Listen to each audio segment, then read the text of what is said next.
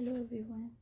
So this is the detailed version of set C detailed video for the paper 9 and इसमें मेरे exams में जो questions आए थे and also the repeated questions उसका मैंने कुछ इंपॉर्टेंट क्वेश्चंस बताया है। जैसे कि जैसे मैं फुल डिटेल वीडियो तो नहीं बना सकती बिकॉज मैं बहुत कुछ भूल भी गई हूँ। So as you can see in the content, अगर मैं देखूँ आपको बताती हूँ तो चैप्टर 1 इम्पॉर्टेंट है, उसमें बहुत क्वेश्चंस आए थे चैप्टर 1 से। एंड म्यूचुअल फंड वाला चैप्टर भी इम्पॉर्टेंट है। This CPI and WPI topic is also important. RBI का repo rate, reserve repo rate, ये सब भी इम्पॉर्टेंट है। And SEBI LODR, actually SEBI मैंने ना किया नहीं था अच्छे से तो उसका मेरे को इतना आइडिया नहीं, लेकिन क्वेश्चंस आए थे सेबी से। क्या क्वेश्चंस आए थे वो मुझे याद नहीं है। म्यूचुअल फंड तो इम्पॉर्टेंट है, उसका केस स्टडी बनता है पूरा। एंड बॉन्ड का प्रैक्टिकल क्वेश्चन था। प्रैक्टिकल क्वेश्चन आपको सब करके जाना है because practical question is very important. Okay, so मैं सेम आपको चैप्टर वाइज बता देती हूँ। अगर आपको ये PDF चाहिए तो आप प्लीज़ मुझे कमेंट कर दीजिएगा, तो मैं PDF अपलोड कर दूँगी साथ में। सो जैसे कि आप यहाँ पे देख पा रहे हैं, मैं यहाँ पे लिखी हूँ एग्ज़ाम में ये क्वेश्चन आया था कि maturity less than 1 year, more than 1 year, 91 days ऐसे आया था। तो ये मनी मार्केट का ये क्वेश्चन था। एंड नेक्स्ट मैं अगर देखूँ पेज नंबर 7 में, हाँ, फंक्शन ऑफ फाइनेंशियल मार्केट, ये 3 ऑप्शन था, कुछ अदर ऑप्शन था तो वो नहीं होगा, ये आया था। एंड पेज नंबर, मैं एक बार और सेट से दी थी तो उसमें ये क्वेश्चन आया था। इसमें से 3 ऑप्शन था और एक और ऑप्शन अवेलेबल नहीं था, दूसरा कुछ था, तो ये क्वेश्चन आया था। एंड स्टॉक मार्केट का ये आता है कि प्राइमरी स्टॉक स्टेक होल्डर कौन है, एक कोई दे देगा। एंड रेगुलेटरी का इसके ऊपर बहुत क्वेश्चन आए थे, मतलब अलग अलग वे में आते हैं। कभी पूछते हैं कि ना फुल फॉर्म क्या है, किसका ये शॉर्ट फॉर्म है। कभी पूछते हैं कि ना कौन सा कंपनीज एक्ट में इस्टेब्लिश हुआ था, तो ये इम्पॉर्टेंट है। एंड इसका भी, and this one also FIMMDA, ये भी एग्ज़ाम में आया हुआ है, ये भी इम्पॉर्टेंट है, इसको भी नोट कर लीजिएगा, ये बहुत इम्पॉर्टेंट है कि आते हैं एग्ज़ाम में। नेक्स्ट स्टेक होल्डर वाला हो गया। एंड पेज नंबर 20 में मैं जाती हूँ। ट्रेजरी बिल, ये डेज बहुत इम्पॉर्टेंट है, बहुत सबका। एंड इसका तो अलग अलग वे में आता है, या तो डबल डैश में आ जाएगा, dash days notice money and dash days for term money, ऐसे आ जाएगा। या तो नॉर्मली आप call money, notice money, term money, कौन सा option which of the following is correct, ऐसे आ जाता है। And certificate of deposit CD और CP में डिफरेंसेस बहुत आए थे, मतलब ये थोड़ा आपको अच्छे से करके जाना पड़ेगा कि कौन इशू करता है, कब कितना मेच्योरिटी पीरियड होता है, ये सब कुछ था इसका। तो ये इंपॉर्टेंट क्वेश्चन है आपके। एंड डिफरेंस बिटवीन वही CD एंड CP ये है। And back question very important, back question से बहुत क्वेश्चन फंसते हैं। Practical question other one very very important. Bond practical, easy practical बहुत अच्छे से आते हैं, जैसे बॉन्ड यील्ड टू मैच्योरिटी, ये सब जो क्वेश्चन है ना, ये सब 2-2 मार्क्स के आ जाते हैं और बहुत ईजी होता है इनका solutions. And credit rating agencies, oh god this is very, मतलब इवन वो पूछते हैं कि ना इसने ये रेटिंग प्रोवाइड किया तो कौन सा ऑप्शन करेक्ट है, या रिस्क है, हाईली सेफ्टी है, एडिक्वेट सेफ्टी है, ये सब थे। सो एक वो भी आप देख लेना। मैं एक बार ये देखती हूँ पेज नंबर 34 का, ये टॉपिक बहुत इंपॉर्टेंट है। इस टॉपिक से क्वेश्चन आया था, कुछ मेरे को याद नहीं है लेकिन ये टॉपिक से आए थे question. And next one is CRR, rate of calculation. हाँ, CRR SLR, CRR का कैश रिजर्व रेशियो जैसे कितना रख सकते हैं, वो डिफरेंट ऑप्शन दे दिए थे, 4, 4.5, 3.5, तो एक वो इम्पॉर्टेंट है। SLR important, reserve rate, repo reserve rate, ये बहुत इंपॉर्टेंट है, तो वो भी आप एक बार देख लीजिएगा। ये एक चैप्टर है उसमें अच्छे से लिखा हुआ है पूरा। सो एंड जैसे ये सब ऑप्शन में पूछा था कि कौन सा करेक्ट है, मार्जिनल स्टैंडर्ड फैसिलिटी है या स्टेबलाइजेशन स्कीम है, ये देख लीजिएगा, ये सब इम्पॉर्टेंट है थोड़ा। एंड ऐसे इस चैप्टर में से मुझे इतना कुछ याद नहीं है तो मैं कुछ बोलूँगी नहीं, इतना कुछ। जो क्वांटम ईजिंग के ऊपर क्वेश्चन आया था, क्वांटम ईजिंग थोड़ा टॉपिक पढ़ लीजिएगा, इतना टफ नहीं है, ये पेपर थोड़े इजी आते हैं। लेकिन बेसिकली क्या होता है ना, इस पेपर में ये आता है जैसे down side of quantum easing, आपको 3 ऑप्शन दे देंगे, बोल देंगे चौथा ऑप्शन कुछ और दे देगा, बोलेगा ऑड वन आउट, या 4 कुछ और ऑप्शन दे देंगे, बोल देंगे इसमें से करेक्ट कौन से हैं, तो वो आप देख लीजिएगा थोड़ा। And this cost inflation index important है। एंड आपका नेक्स्ट है मेरा CPI WPI, बहुत इंपॉर्टेंट है। CPI का ना क्वेश्चन आता है कि CPI का बकेट में क्या क्या होता है, WPI में बकेट में कौन सा कॉमोडिटी होता है। एंड WPI का तो मेरा एक बार ये भी आया था कि इस आइटम का इतना नंबर है, जैसे ये जो नंबर्स दिए मैंने आइटम्स, कितने आइटम्स 16 फ्यूलन, तो ये आया था मेरा एक। तो मतलब मैंने 2 बार पेपर जो सिमिलैरिटीज़ देखी थी, तो जब 2 बार मेरा पेपर हुआ था सेकेंड टाइम, तो फर्स्ट टाइम से कोई इतना सिमिलैरिटीज़ नहीं था, फिर बाद में जब मैंने वापस देखा तो पेपर थर्ड टाइम, तो फिर उसमें मेरा सिमिलैरिटीज़ मिले थे बहुत सारे। मतलब क्या होता है ना, टॉपिक सेम है, क्वेश्चन थोड़े घुमा के दे दिए, सो ये चीज़ आप थोड़ा देख लीजिएगा, बिकॉज टॉपिक ऑलमोस्ट सेम रहते हैं सबके। एंड नेक्स्ट है जैसे आपका मैं अगर बोलूँ तो ग्रीन शू, एंकर इन्वेस्टर्स, ये सब बहुत इंपॉर्टेंट टॉपिक्स है, सो आप वो भी देख सकते हैं, ये सब भी ध्यान रखिएगा। Anchor investment, green shoes, bond का है ये, एक्चुअली मेरे को याद नहीं आ रहा है वो कौन सा चैप्टर में था, तो वो आप देख लीजिएगा, वो सब इंपॉर्टेंट है। बुक बिल्डिंग एक टॉपिक है, वो भी इंपॉर्टेंट है। डिपॉजिटरी का पूछा था कि कौन सा एग्जांपल है डिपॉजिटरी का इसमें से। एंड यील्ड टू मैच्योरिटी बहुत इंपॉर्टेंट है, पेज नंबर मैं आपको दिखा देती हूँ, नंबर 58, ठीक है। इसका ये जो फार्मूला है ना, ये आता है कैलकुलेट करने फार्मूला, एक्चुअली ना रिडेम्पशन और परचेज प्राइस, मतलब ऑप्शंस में ना माइनस प्लस भी रहता है, तो वो आप थोड़ा देख लीजिएगा ताकि रॉन्ग ना हो जाए, ओके। एंड इसमें से कुछ आया था अमेरिकन डिपॉजिटरी है या फिर ग्लोबल डिपॉजिटरी है, ऐसे कुछ क्वेश्चन आया था। एक चिकागो करके भी कुछ होगा, आप देख लीजिएगा, कोई एक चैप्टर में है, तो उसका आया था कि इस which of the following is correct, उसका आंसर चिकागो था, ऐसे कुछ था, मेरे को इतना ध्यान नहीं है, ओके। फ्यूचर्स एंड ऑप्शन का ऑब्वियसली क्वेश्चन आएगा ही आएगा। Call put, put and call, ये तो आप करके ही जाना, पुट ऑप्शन है या कॉल ऑप्शन है, तो ये तो होगा ही होगा आपका। And buying put, buying call, ऐसे करके कुछ था एक टॉपिक, फ्यूचर एंड ऑप्शन वाले चैप्टर में मिलेगा आपको, वो बहुत इंपॉर्टेंट है, वो तो ज़रूर से ज़रूर कर लीजिएगा, वो भी आता है। एंड 63 कॉम्पोजिट, एक सेकंड में आपको दिखा देती हूँ जो जो मुझे याद है, जैसे हाँ, ये कॉम्पोजिट का क्वेश्चन आया ही था एग्ज़ाम में, सेम टू सेम यहाँ तक आया था, एंड बोला था क्या है ये, तो कॉम्पोजिट आंसर था इसका।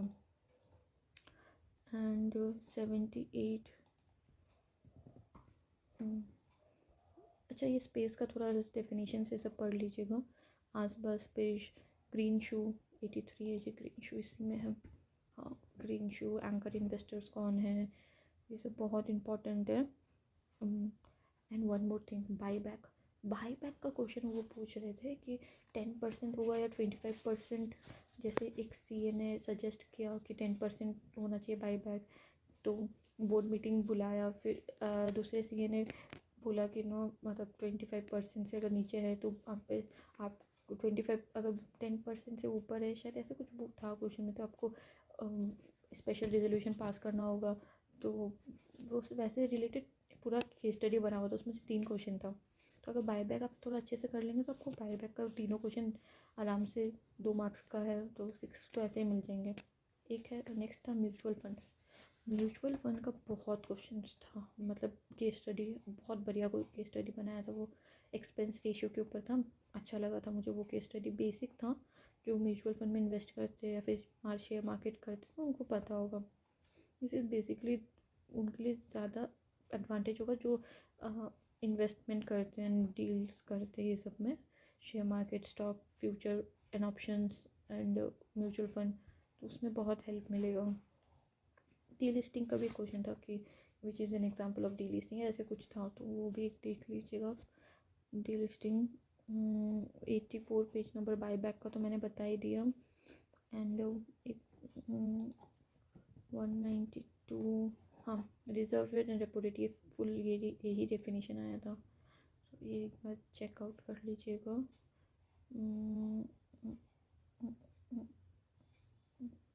Dirty price clean price, formula लगा के क्वेश्चन आया था कि डर्टी प्राइस ऑप्शन में रहता है कि dirty price equal to clean price plus minus, ऐसे ये फार्मूला का ही क्वेश्चन आया था। और एक बार में फिर एक सेकेंड टाइम में मेरा केस स्टडी आया था 1 मार्क्स का, सिर्फ डर्टी प्राइस निकालना था या क्लीन प्राइस निकालना था, ऐसा कुछ था। ये तो मैंने बता दिया।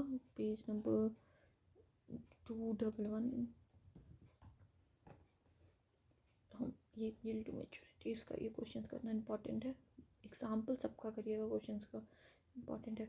बॉन्ड मार्केट के ऊपर क्वेश्चंस आए थे, बॉन्ड मार्केट का ये थोड़ा देख लीजिएगा, थोड़ा इम्पॉर्टेंट है।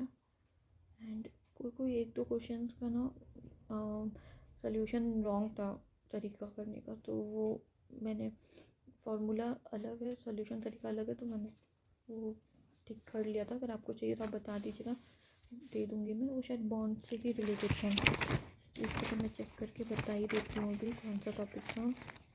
हाँ, इंडेक्स वैल्यू बहुत इम्पॉर्टेंट है, उसका इंडेक्स वैल्यू निकालने का फार्मूला।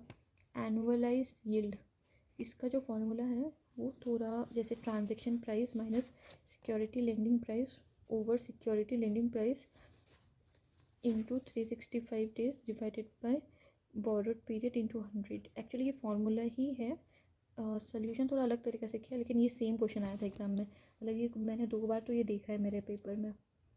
कमर्शियल बिल का मेच्योरिटी डेट ये मैंने देखा है। एंड लॉक इन पीरियड से कुछ क्वेश्चन आया था। एंड वैकेंसी के ऊपर भी एक क्वेश्चन आया हुआ है, शायद वो सेबी का चैप्टर का है, वैकेंसी से रिलेटेड क्वेश्चन। सच मेरे को इतना याद नहीं है।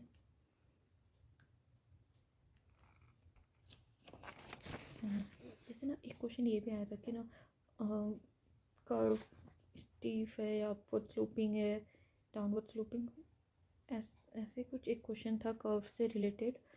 सो आप ये सारे कर्व्स अच्छे से पढ़ लीजिएगा। मतलब डेफिनेशन दे दिया था, मतलब कर्व ड्रॉ नहीं था, मतलब ऐसे बोला गया था कि ये कौन सा शेप रिप्रेजेंट करता है, ये वाला डेफिनेशन। सो ऐसा इतना टफ तो नहीं होता पेपर, बट थोड़ा पढ़ना पड़ता है, अदरवाइज़ थोड़ा कुछ क्वेश्चंस पे अटक जाते हैं हम। जैसे मैंने इस पीडीएफ में जितना भी हाईलाइट किया हुआ है ना, सारे इंपॉर्टेंस है। अगर आपको यहाँ से पढ़ना है आप यहाँ से पढ़ लीजिए, अगर आप खुद से पढ़ना चाहते हो तो आप खुद से भी पढ़ लीजिएगा। लेकिन अगर आप बोलेंगे तो मैं ये पीडीएफ शेयर कर दूँगी, बिकॉज जैसे मैंने जब फर्स्ट टाइम पेपर दिया था मेरा नहीं हुआ, फिर मैंने आके जब मैं सेकेंड टाइम के लिए पढ़ रही थी तो मेरे को जो जो इम्पोर्टेंट लगा था वो सब मैं हाईलाइट कर रही थी, तो वैसा हुआ था। एंड ज़ीरो कूपन बॉन्ड भी इम्पॉर्टेंट है, ये भी आप कर लीजिएगा अच्छे से। हम ऐसे कॉलेबल एंड पुटेबल बॉन्ड ये भी इम्पॉर्टेंट है, मतलब क्वेश्चन ही आ जाते कि ये ऑप्शन में रहता है कॉलेबल बॉन्ड पुटेबल बॉन्ड क्या है, तो वो पढ़ के आइडेंटिफाई करना पड़ता है।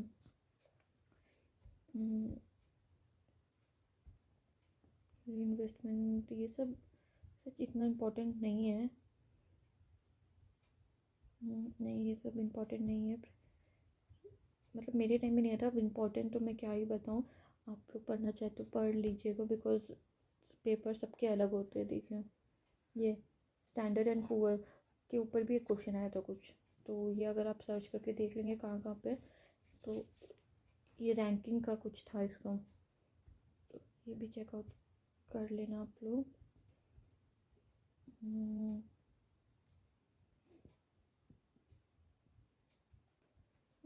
इतना कुछ है नहीं, या ये डिफरेंसेस तो बेसिक है, वो तो आप कर लेंगे। हाँ H standard for global bond rating ये इम्पॉर्टेंट है, तो ये भी देख लीजिएगा, एग्ज़ाम में आया था, मैंने लिखी भी थी है ये रेटिंग्स पूरा। मतलब मेरे एग्ज़ाम में कुछ अलग से ही रेटिंग आया था, ये ए बी बी वाला इम्पॉर्टेंट नहीं आया था कुछ, एल कुछ था, एल डी या कुछ पता नहीं, अलग से ही रेटिंग था वो। एमसीक्यू केस स्टडी सॉल्व करना बहुत इंपॉर्टेंट है। Swap ratio, yes, swap future and option forward ये बहुत इंपॉर्टेंट, प्लीज़ कर लीजिएगा ये। मतलब ऐसे ना कि मार्क्स आ जाते हैं अगर आप अच्छे से थोड़ा पढ़ लो ना एक बार सारे चैप्टर्स। इनफैक्ट अगर रिपीटेड अगर पेपर आते हैं और मैं इस बुक में मैंने जो जो हाईलाइट किया है, अगर आप लोग वो भी पढ़ लोगे ना तो मोर देन सफिशेंट है पास होने के लिए। अल्टीमेटली हमें पास होना है, मार्क्स से क्या ही फ़र्क पड़ता है। Operational hatching speculation arbitrage, arbitrage के ऊपर एक क्वेश्चन आया था शायद, मेरे को सच याद नहीं आ रहा है, कुछ था एक question. This one also mark to margin, ये भी इम्पोर्टेंट है। बोलोगे सभी इम्पोर्टेंट बता रही है, सब तो नहीं है। हाँ इसमें से ना एक क्वेश्चन आया था, spot price is less than forward price, क्या बोलते हैं लॉन्गर पोजीशन सेल पे टू द शेयर होल्डर, तो ऐसा कुछ था ये, तो ये एक बार कर लीजिएगा, ये इम्पोर्टेंट है। एंड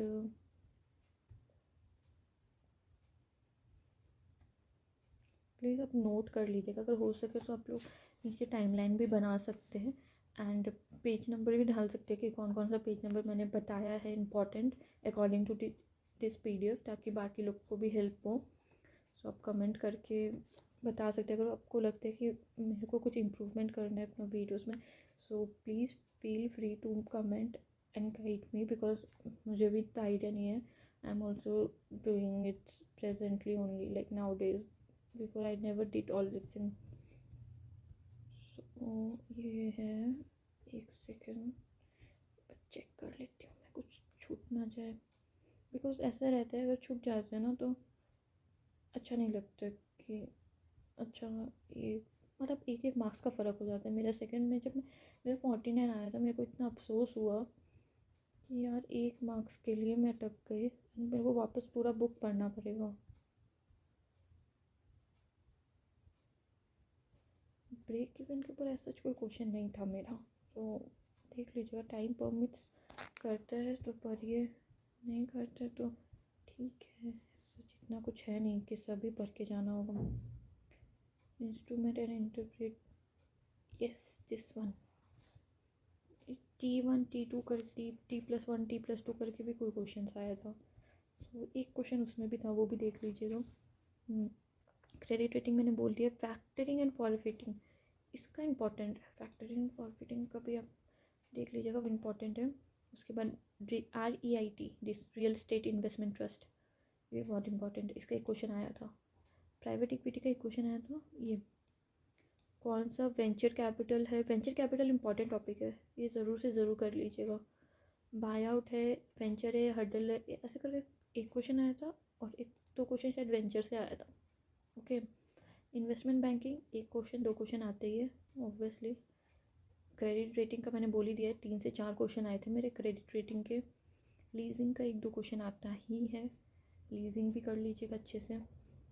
एक ना वो था क्रॉस बॉर्डर को क्या बोलते हैं, 2 फैक्टर मतलब फुल फैक्टरिंग क्या है, मतलब एक वो पढ़ लीजिएगा, उसका ऑप्शंस में ना रहता है अदर नेम, वैसा था, तो एक वो देख लीजिएगा, शायद फैक्टरिंग वाला चैप्टर में मिलेगा आपको। सेबी LODR में जो मैंने बोला एक बार वो सब देख लीजिएगा, आपका सेबी पहले पढ़ा हुआ है तो आपको ऐसी कोई प्रॉब्लम नहीं होगा सेबी से। नेक्स्ट है इन्वेस्टमेंट बैंक, इसमें से देखो जो जो मेरे को याद था मैंने सब बता दिया है। NAV important, most important questions निकालने आते हैं NAV का। एंड मेरा एक क्वेश्चन आया था, केस स्टडी था लीजिंग के ऊपर, जैसे एक मशीन का यू हैव 2 ऑप्शन, या तो आप लीज कर लो मशीन को या तो बाय कर लो। बाइंग का कॉस्टिंग इतना है, उसमें डिप्रिसिएशन लगेगा, लीजिंग का कॉस्टिंग ये है एंड इतना साल में लीज पेमेंट होगा, इंटरेस्ट ये लगेगा, ऐसे ऐसे क्वेश्चन था। तो कौन सा दोनों में से सूटेबल है, एक ये क्वेश्चन था। एंड एक मेरा ये भी क्वेश्चन आया था म्यूचुअल फंड के ऊपर, SIP, हम लोग SIP करते हैं, सो SIP एक क्वेश्चन था जिसमें कंपनी का बैलेंस शीट दे दिया, मान लीजिए मुझे रिलायंस का SIP कराना है, तो मैंने कंपनी का बैलेंस शीट दे दिया मुझे, एंड मुझे बोला गया कि ना मिस्टर A SIP करते हैं 10,000, मिस्टर B 20,000 का SIP करते हैं, मिस्टर C को 700 यूनिट्स खरीदना है, मिस्टर D को 20,000 विड्रॉ करना है। सो वो सब भी था कुछ कुछ SIP को लेके। तो एक मतलब तो ना एक्सपेंस रेशियो दिया हुआ था कि एक्सपेंस रेशियो इतना है, तो फिर आप कैसे करेंगे उसको एक्सपेंस रेशियो कैलकुलेट, मतलब कितना अमाउंट हो रहा है एक्सपेंस रेशियो का कैलकुलेट का। तो वो देख लीजिएगा थोड़ा, वो इम्पॉर्टेंट है म्यूचुअल फंड का। सो अगर वो सब करते हैं तो हो जाएगा। साइड पॉकेटिंग का भी 1-2 क्वेश्चन था मेरा, उसमें एक क्वेश्चन ही था एक्चुअली ना। कुछ कुछ टॉपिक्स है ना, इनसाइड क्वेश्चन बहुत आ जाते हैं 1-1 मार्क्स के। सो वो मुझे याद नहीं है, तो वो आप ज़रूर से थोड़ा टाइम परमिट हो तो आप देख लीजिएगा, बिकॉज वो बहुत इम्पॉर्टेंट है। एंड नेक्स्ट इज़ जैसे मैंने बोला था उसका जो इंश्योरेंस वाला जो है उसमें वो इम्पॉर्टेंट है, वो कर लीजिएगा एक बार। नेक्स्ट मेरा म्यूचुअल फंड का मैंने बता ही दिया आपको। और अगर मेरे को कुछ याद आएगा तो मैं पक्का से कमेंट में लिख के आप लोग को बता दूँगी। ऐसा मुझे कुछ याद नहीं है। एंड अगर कोई आप में से कोई एग्ज़ाम दिया है जिन्होंने क्लियर किया है एंड उनको अगर क्वेश्चंस कुछ पता है, याद है, तो प्लीज़ कमेंट में आप बता सकते हैं ताकि बाकी को भी हेल्प हो। एंड दैट्स ऑल, इतना ही मैं बोलूँगी। केस स्टडी आते हैं, प्रैक्टिकल क्वेश्चंस भी आते हैं, तो मेक श्योर आप प्रैक्टिकल भी करके जाओ। बिकॉज खाली अगर आप थ्योरी पढ़ेंगे तो नहीं होगा, आपको प्रैक्टिकल अटेंड करना ही पड़ेगा। एंड मोर ओवर आपको पता है कि पेपर होता है 2 आवर्स का, उसमें अगर आप सोचने में टाइम लगा लेते हो तो आपका बहुत टाइम वेस्ट हो जाता है नेक्स्ट क्वेश्चंस में जाने में। कैलकुलेट फटाफट आपको करना होगा। 80 क्वेश्चंस रहते हैं और केस स्टडी 20 मार्क्स के मतलब 20 क्वेश्चंस रहते हैं, 2-2 marks each, and rest 1 marks each रहता है। तो उसके लिए आपको थोड़ा थोड़ा पढ़ना पड़ेगा। A and B इतना टफ नहीं था जितना कंपैरेटिवली मुझे C and D लगा। पहले तो C लगा मुझे, फिर उसके बाद मैं D को रेट करूँगी। D एक्चुअली मैंने D 3 दिन पूरा दिन रात पढ़ा था, बिकॉज मेरे को बहुत डर लग रहा था कि कहीं मेरा पेपर ख़राब ना हो जाए। बिकॉज C ने मुझे ऐसे शॉक दिया है ना, बिकॉज मैंने C को थोड़ा लाइटली लिया था कि अरे हो जाएगा ये, तो मेरे को बहुत इंटरेस्ट है इसमें। सो लेकिन जब पेपर अंदर से पूछते हैं ना, और जो वहाँ जो ऑप्शंस रहते हैं वो बहुत परेशान करते हैं, एंड सोचने का सच इतना टाइम नहीं होता है। So that's all the very best. अगर आपको कोई भी डाउट हो प्लीज़ आप कमेंट करके पूछ सकते हैं। And please don't forget to subscribe and like, because आपके सपोर्ट से ही मैं आगे बढ़ूँगी। Thank you so much. All the very best for your exams.